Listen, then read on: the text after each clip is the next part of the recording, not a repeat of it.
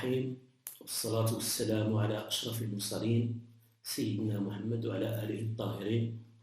أما بعد، لقاؤنا لهذا اليوم سيتمحور حول الكفايات التواصلية بين الإطار المرجعي الأوروبي وبين الممارسة المهنية في المدرسة المغربية. Le sujet parle de la compétence de communication entre le cadre européen commun de référence et la pratique professionnelle en école marocaine.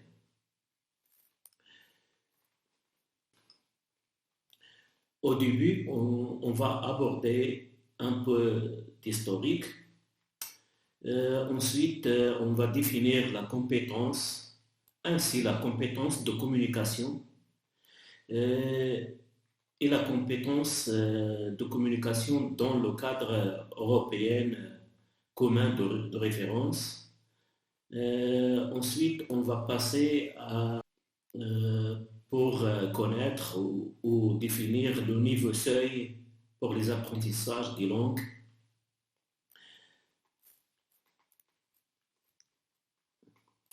Carl Rogers dit dans son livre Liberté pour apprendre, le seul individu formé, c'est celui qui a appris comment apprendre, comment s'adapter, comment changer.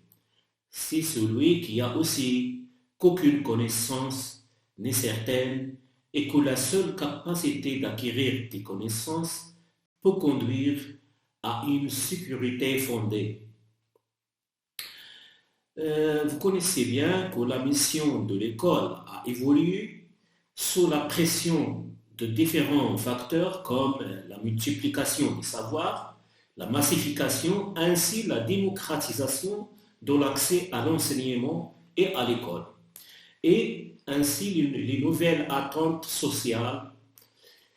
Cette évolution va parallèlement avec celle du statut de la connaissance sur différentes manières.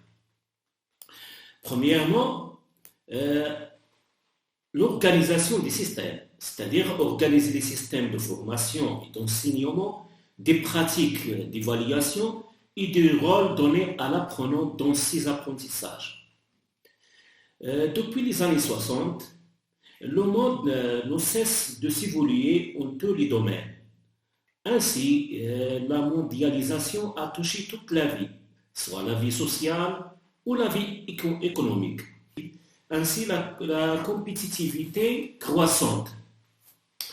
La compétitivité soit dans le domaine économique, soit dans le domaine d'enseignement. Tout ça exige aux entreprises de créer leurs propres services de formation afin de rendre leur main-d'œuvre rapidement les plus compétentes. C'est-à-dire de faire et d'exécuter leurs tâches avec une qualité zéro, c'est-à-dire une qualité zéro défaut, et augmenter ainsi la quantité. De là naissait la marketing, ou en français la mercatique, qui sert à donner une analyse précise des tâches à identifier. À partir de là, apparaissent les compétences. Ainsi, le concept de référentiel des compétences dans l'enseignement. Au début, le service de formation était très coûteuse pour l'entreprise. Celle-ci avait intérêt d'agir sur l'école pour la pousser à se transformer au programme par compétences. Alors, l'entreprise déclarait prête à aider le système éducatif dans tout le monde et à se transformer selon leurs exigences et à coopérer là où c'était nécessaire. À partir des travaux des experts travaillant dans le monde de l'entreprise, les experts en éducation ont fondé des programmes d'études. On cite par exemple Romainville, ainsi Pironi. Des nouvelles appellations créées dans de différents pays comme Basic Competency et Basic Skills dans les pays anglo-saxons. Ainsi pour l'enseignement belge, les socles de compétences et pour l'enseignement primaire belge, les compétences d'intégration. Et pour l'enseignement français,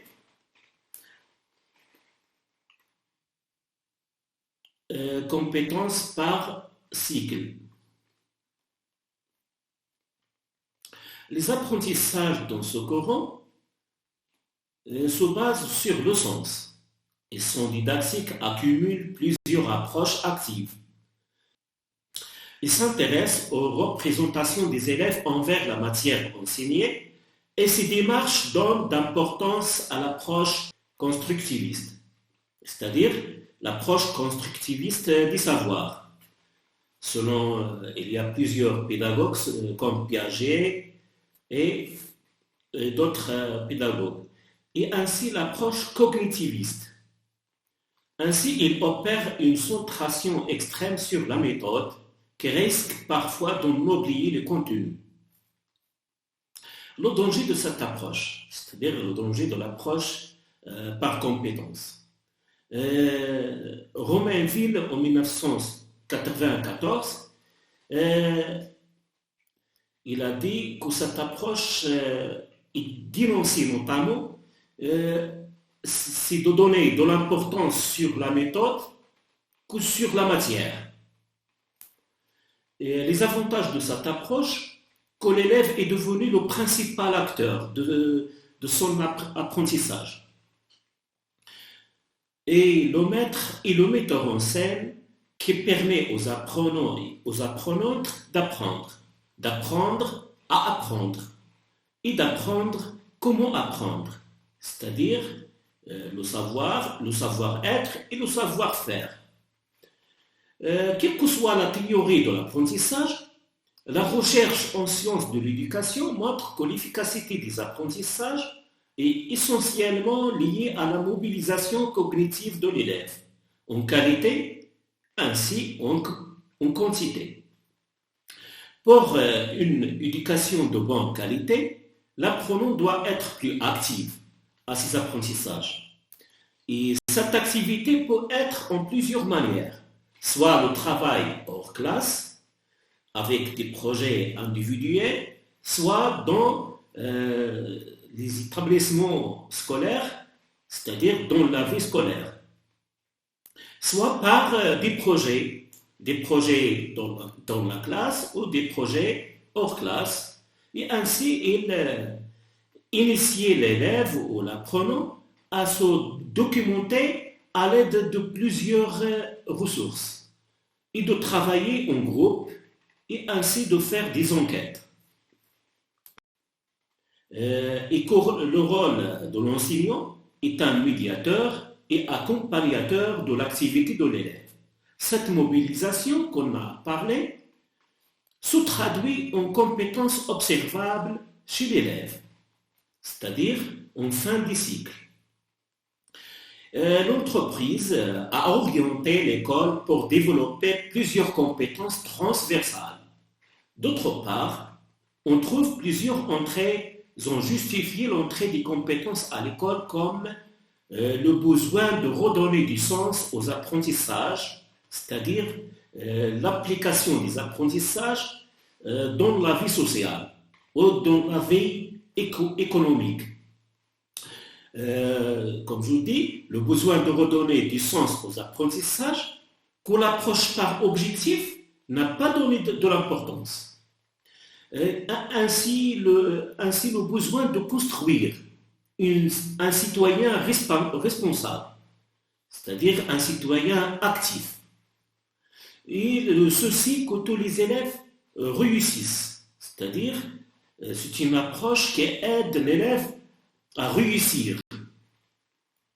Et ainsi la démocratisation de l'école en qualité et en quantité. Le souci de mieux harmoniser et donner plus de valorisation et de sens. Je vais passer là à une définition de compétence.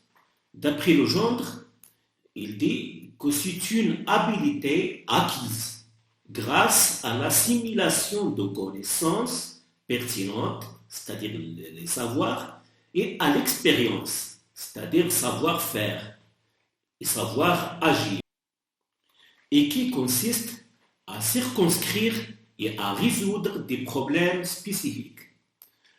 Et selon Marie-Françoise et le gendre, ils disent que développer des compétences, c'est donc favoriser l'acquisition de savoirs génériques et transformables, c'est-à-dire permettre à une sélection pertinente et judicieuse des connaissances appropriées à un contexte ou à une situation déterminée, soit une situation dans la classe, soit une situation hors classe. Selon Disno, la compétence, c'est comme savoir, savoir-faire et savoir-être pour exercer convenablement un rôle, une fonction ou une activité. Selon Pironneau, les compétences sont des ressources mobilisables pour agir efficacement dans un type défini de situation. Selon Mérieux, les compétences, c'est-à-dire savoir identifier, à mettre en jeu dans le cadre d'une combinaison appropriée de capacités et des habilités. Selon Palacio en 2000, il définit la compétence comme disposition de nature cognitive, effective, réflexive et contextuelle en vue d'une action responsable. La différence entre la pédagogie par objectif et la logique de compétence, c'est que la logique de compétence est centrée sur la situation, mais l'approche par objectif et l'entrée par les contenus. Ainsi, pour la logique de compétence est centrée sur les actions des apprenants et contextualisée et donne un sens des apprentissages. Pour l'approche par objectif et décontextualisée, c'est-à-dire hors du contexte, c'est-à-dire qu'on réalise des objectifs hors du contexte social ou économique. Et le contenu, c'est au centre d'importance. Et ce sont des ressources cognitives, ne sont pas des habilités. Pour les profils de sortie par classe, pour l'approche par compétence, ce sont des situations à traiter avec des compétences. Mais le profil de sortie pour l'approche par objectif, il se base sur les contenus disciplinaires, c'est-à-dire questions-réponses. On passe là à la définition de la communication. En étymologie du latin, c'est communicar, c'est-à-dire mettre en commun. La communication est l'action de communiquer et de transmettre des informations ou des connaissances à quelqu'un, ou s'il y a des échanges entre deux personnes ou plusieurs personnes. Le mot communication désigne aussi le contenu de ce qui est communiqué. Exemple, avoir une communication urgente à faire ou le fait d'être en relation avec quelqu'un. Il concerne aussi bien l'être humain. On dit là que c'est une communication interpersonnelle ou une communication groupale.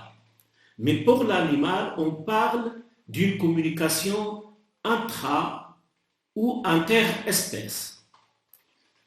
Avec la machine, on parle aussi de télécommunication ou de la nouvelle technologie, ainsi que leur hybride, c'est-à-dire la communication entre homme, animal, homme, technologie. C'est en fait une science partagée par plusieurs disciplines qui ne répond pas à une définition unique et stable. En psychosociologie, il s'intéresse essentiellement à la communication interpersonnelle entre deux personnes. C'est une communication duelle ou une communication triadique entre trois personnes ou groupale avec plusieurs personnes. La communication vue comme un système complexe concerne tout ce qui se passe lorsque des individus entrent en interaction. Le processus cognitif, affectif et inconscient sont pris en compte. Dans cette optique, les informations transmises sont toujours multiples, que la transmission d'informations n'est qu'une partie du processus de communication et qu'aux différents niveaux de sens circulent simultanément. On trouve des communications verbales, communications non verbales ou des communications avec des gestes. En sociologie et en linguistique, ils définissent la communication comme l'ensemble en sociologie et en linguistique, la communication, c'est l'ensemble des phénomènes qui peuvent intervenir lorsqu'un individu transmet une information à un ou plusieurs autres individus à l'aide du langage articulé ou d'autres codes, comme le ton, la voix, gestuelle, regard, respiration, intonation. Pour la science de la communication, a pour objet de conceptualiser les processus d'échange, de transmission, ainsi transmission entre individus ou entre groupes d'individus ou entre machines. La chaîne de communication est constituée par un émetteur ou expéditeur et un récepteur ou destinataire avec un message qui est transmis de l'un à l'autre et ainsi avec un code qui sert à transmettre le message, soit la langue, et ainsi un canal de transmission. Exemple, vive voix, le téléphone, et ainsi tout ça dans un contexte. La même entité peut être alternativement émetteur ou récepteur, c'est-à-dire elle change le rôle. Pour les approches dites communicatives, elles se développent dans les années 1970 à la suite des travaux de spécialistes des sciences du langage et des didacticiens anglo-saxons. Ces approches communicatives s'opposent aux conceptions behavioristes de l'apprentissage et vulgarisées par, c'est-à-dire l'approche behavioriste qui a été vulgarisée par Skinner, c'est-à-dire la notion de comportement, d'habitude, de réflexe.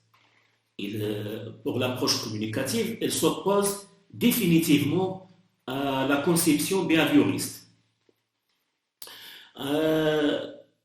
Et ainsi à la conception de la langue comme structure, à l'importance accordée au développement de la compétence linguistique, c'est-à-dire compétence en matière de la grammaire, du lexique et de la phonétique, et au refus de prendre en charge les dimensions sociales des échanges, c'est-à-dire les niveaux de langue.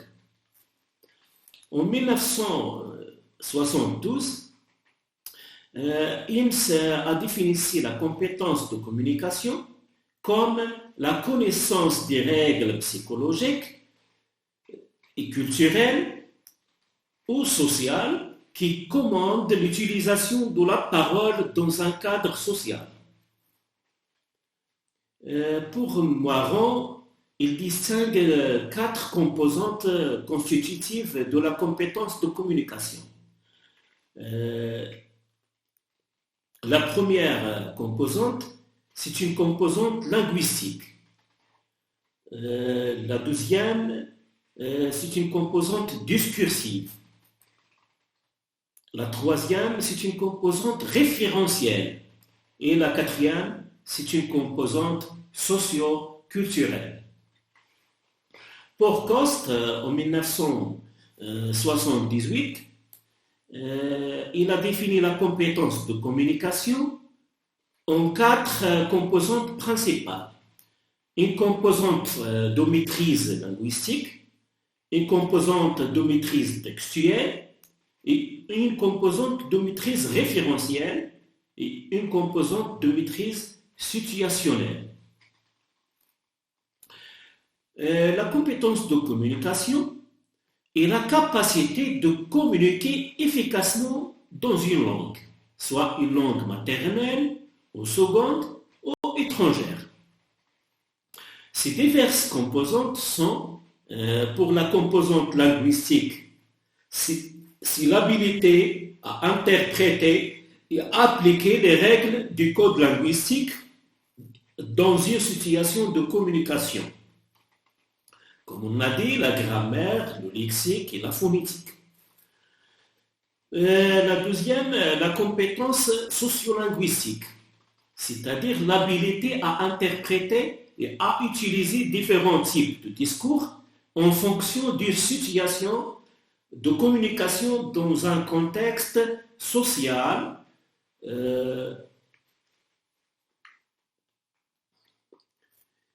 pour la compétence socioculturelle, c'est une habilité à interpréter et à utiliser les objets culturels liés à une situation de communication. Et ainsi, pour la compétence référentielle, c'est l'habilité à interpréter et à utiliser des domaines d'expérience, des objets, c'est-à-dire des objets du monde, et de leur relation dans une situation de communication. On trouve aussi la compétence stratégique, c'est l'habilité à utiliser des stratégies verbales et non verbales pour maintenir le contact avec les interlocuteurs et à gérer l'acte de communication en fonction de l'intention des locuteurs. Et on va parler maintenant du cadre européen commun de référence. Qu'est-ce qu'il a de nouveau? Qu'est-ce qu'elle a apporté de nouveau? Il décrit que les apprenants d'une langue doivent apprendre afin de l'utiliser dans le but de communiquer. Il définit aussi les niveaux de compétences qui permettent de mesurer le progrès de l'apprenant à chaque étape d'apprentissage et à tout moment de la vie. Il donne les outils aux administrateurs et aux concepteurs de programmes et aux enseignants afin de garantir un bon apprentissage. Il donne aussi des critères objectifs pour décrire la compétence langagière, c'est-à-dire la compétence dans les matières, par exemple la lecture, la production orale, la production écrite. Il donne l'importance aux enseignants et aux élèves. C'est à eux-mêmes de construire une personnalité saine et équilibrée. Il vise la reconnaissance fonctionnelle, c'est-à-dire on parle de grammaire fonctionnelle. Dans le cadre européen commun de référence de 2001, il s'amorce sur le passage à une nouvelle approche.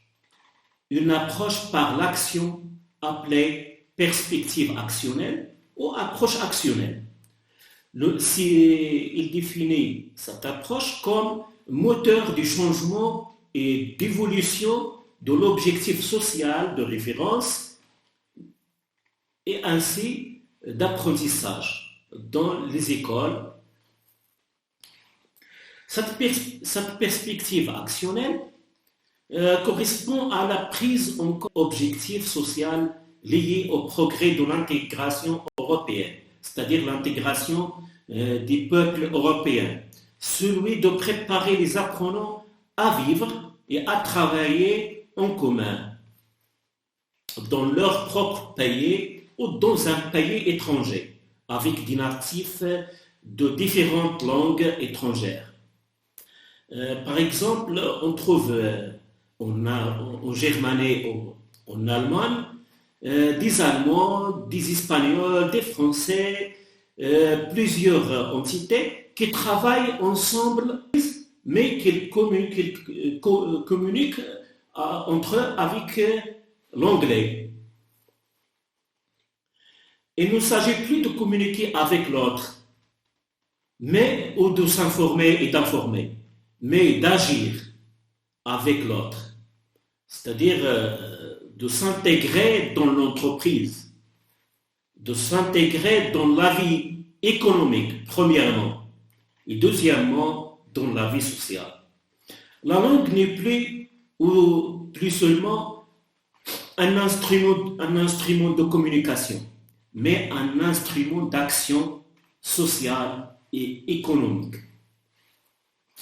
Ces objectifs, tant que l'objectif social de référence était de préparer les élèves au contact avec des documents de langue étrangère, la cohérence de l'enseignement pouvait être fondée sur l'intégration didactique dans laquelle l'enseignant organise ses tâches d'enseignement de manière concentrique à partir et à propos d'un document unique, c'est-à-dire d'un document unique dans plusieurs pays, et entraîner nos élèves à accomplir des tâches à l'aide de l'outil linguistique de l'appli élémentaire et faire passer son message dans un énoncé unique et clair jusqu'à la réalisation en groupe d'un projet complexe à long terme. Le cadre européen de référence propose trois composantes. La première composante, c'est-à-dire la compétence linguistique, ainsi la pragmatique et la sociolinguistique. Pour la compétence linguistique, il se concentre sur la morphologie, c'est-à-dire la morphologie de la langue, la structure interne des mots, et sur la syntaxe, c'est-à-dire l'organisation des mots en phrases, et sur le sens, c'est-à-dire la sémantique, et la conscience et contrôle sur l'organisation du sens dans la phrase. Et ainsi sur la phonologie, c'est-à-dire l'aptitude à percevoir et à produire des sons, et ainsi sur l'orthographe. Pour la compétence pragmatique, il se divise entre deux compétences.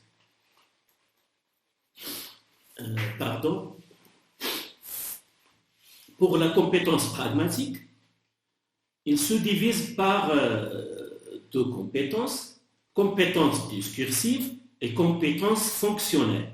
Pour la compétence discursive, c'est-à-dire comment les messages sont organisés, structurés, adaptés.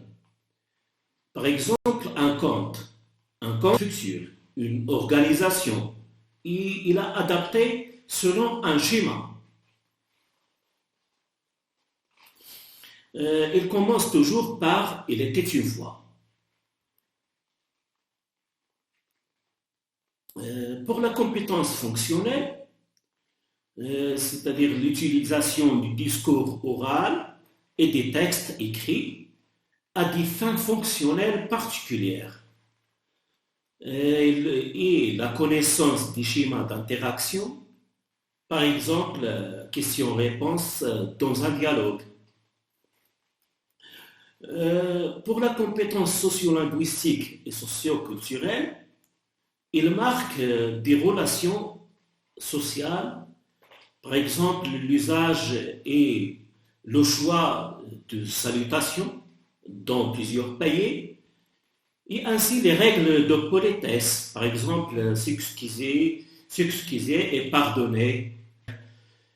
Ainsi, ainsi, on parle de la connaissance des expressions de la sagesse populaire du pays, de la langue étudiée.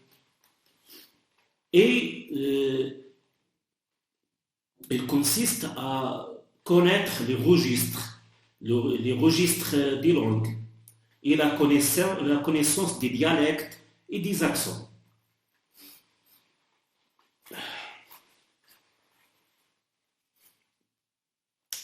On passe là au niveau seuil. Historiquement, le niveau seuil, il est dans les années 70, c'est-à-dire vers le milieu des années 70. Les experts ont élaboré un modèle opérationnel de ce qu'un apprenant doit être capable de faire lorsqu'il se sert d'une langue pour communiquer de manière indépendante dans un pays où cette langue sert à véhiculer et à communiquer pour la vie de tous les jours, c'est-à-dire la vie dans la société. À partir de là, ils ont défini les savoirs et savoir-faire nécessaires pour parvenir à ce seuil de communication.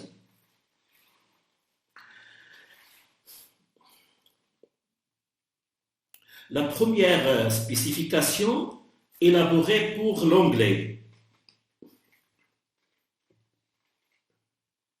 est celle qui a suivi après pour le français niveau seuil. Ils ont servi de modèles qui ont été adoptés ensuite par d'autres langues en fonction de la situation linguistique de chacun et qui ont progressivement évolué à la lumière de l'expérience et de la pratique. Ce modèle a joué un rôle très important dans l'enseignement des langues en servant de base à l'élaboration de nouveaux programmes nationaux, en favorisant l'élaboration de manuels plus intéressants et plus attrayants, et en conduisant à la réalisation de cours multimédia et en encourageant la mise au point de systèmes d'évaluation plus réalistes et plus pertinents.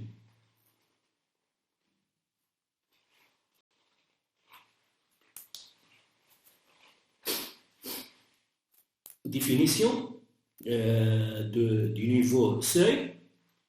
Le niveau seuil de compétences linguistiques est conçu comme l'énoncé des connaissances et aptitudes qu'un apprenant doit acquérir pour pouvoir s'affirmer de manière simple mais efficace en tant qu'un individu dans un environnement étranger. Et en ne se contentant pas de survivre dans un pays, en accomplissant les formalités liées à un voyage, mais en s'efforçant de communiquer à ceux qu'il rencontre pendant son voyage, et non pas seulement des guides et des commerçants ou des fonctionnaires, mais aussi des êtres humains dont il arrive à comprendre, à apprécier, à voir partager les préoccupations et le mode de vie. Le modèle original du niveau seuil a été enrichi et étendu à la lumière des développements en la matière et une attention particulière a été portée aux composantes socioculturelles et à apprendre comment apprendre ainsi à apprendre. Le niveau inférieur a été réalisé et pour répondre à la demande, un niveau supérieur a également été élaboré. D'abord, pour l'anglais, on trouve des versions pour d'autres langues. On suivait les trois descriptions du niveau seuil et du Conseil de l'Europe. Il constitue maintenant la base pour l'élaboration des programmes européens et des niveaux de compétences, tant dans des contextes nationaux qu'internationaux, et pour réaliser des cours multimédia. Les trois niveaux de description réalisés correspondent respectivement au niveau A2, B1 et B2 du cadre européen commun de référence pour les langues. À titre d'exemple,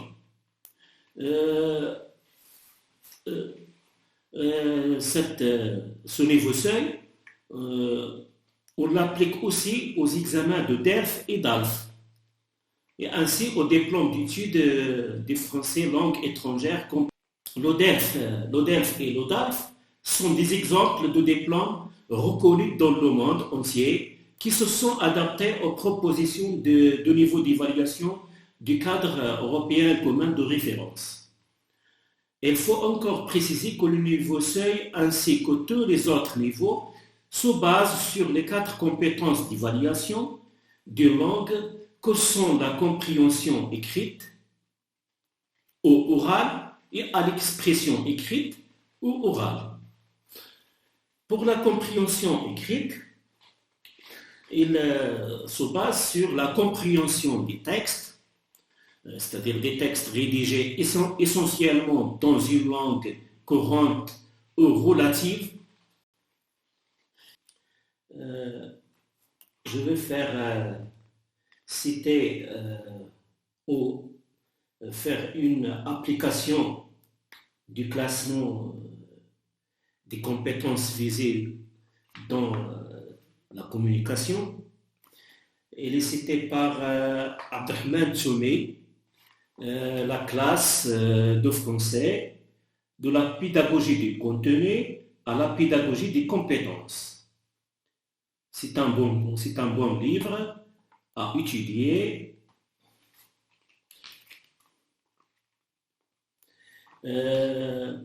Pour l'application, Abdelrahman Tchoumi a donné un exemple de situation de communication. Je la cite. Pardon, monsieur, je viens d'arriver. Pourriez-vous m'indiquer où se trouve l'hôtel de la paix, s'il vous plaît? Hôtel de la paix? La paix? Ah, je vois. Vous devez prendre d'abord la première rue, à droite, puis tourner à gauche. L'hôtel se trouve au coin de la rue, tout près de la poste. Si loin? Ne vous inquiétez pas, ce n'est pas trop loin. Merci, monsieur. Merci encore une fois. Et la compétence visée là, c'est l'apprenant doit pouvoir demander une information. Ce dialogue se propose de donner à l'enseignant un outil de travail qui lui permettra de développer peu à peu cette compétence. Pour pouvoir demander une information, il faut savoir prendre contact et se présenter, parler avec politesse, c'est-à-dire les termes de politesse, demander un renseignement. Les exercices qui permettront de faire acquérir ce savoir-faire s'organiseront sous forme de contenu qu'il va falloir faire, c'est-à-dire faire découvrir et mobiliser chez les apprenants. Pour le contenu, c'est-à-dire la compétence linguistique, au niveau des contenus lexicaux, on devra faire acquérir le lexique spécifique à la prise du contact. c'est-à-dire pardon, excusez-moi, salut, s'il vous plaît, ainsi que le lexique courant du domaine des présentations. Je viens d'arriver, je suis un touriste. Et de politesse, s'il vous plaît, merci monsieur. Au niveau morphosyntaxique, on introduira le conditionnel de politesse, c'est-à-dire pourriez-vous, pourriez-vous m'indiquer, et ainsi l'interrogation. Au niveau de la correction phonétique, on insistera sur une bonne prononciation et on fera des exercices de correction sur les phonèmes qui posent problème dans le langage des apprenants, voire les techniques de la correction phonétique. Pour la compétence socio-culturelle ou le contenu socio-culturel, on devra respecter le statut social de l'interlocuteur, c'est-à-dire pourriez-vous, s'il vous plaît, petit, s'il te plaît. Pour le contenu discursif ou la compétence discursive, on travaillera sur le discours explicatif en recherchant une organisation logique des phrases, c'est-à-dire la structure de la phrase, et des idées, et ainsi le sens. Pour le contenu stratégique ou la compétence stratégique, pour le verbal, on choisira une technique de présentation de soi-même liée au statut de l'interlocuteur et au type d'information qu'on doit lui demander. Pour le non-verbal, on illustrera ce que l'on dit avec des gestes, c'est-à-dire avec des gestes et des mimes.